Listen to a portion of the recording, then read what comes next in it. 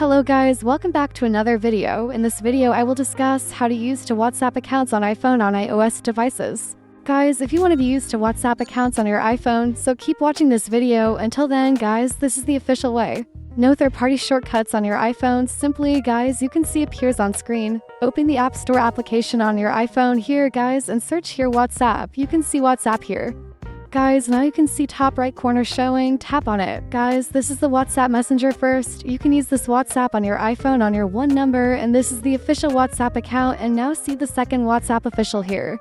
Simply search here and you can see WhatsApp Business. Guys, this is the second WhatsApp account. You can use a second WhatsApp account on the second phone number. Guys, this is the official WhatsApp. WhatsApp especially for business class people, and especially business class people use this WhatsApp. This is the official way if you want to use to WhatsApp on your iPhone on iOS devices. You can use to WhatsApp by this method. Please like my video, subscribe to my channel for the latest more updates.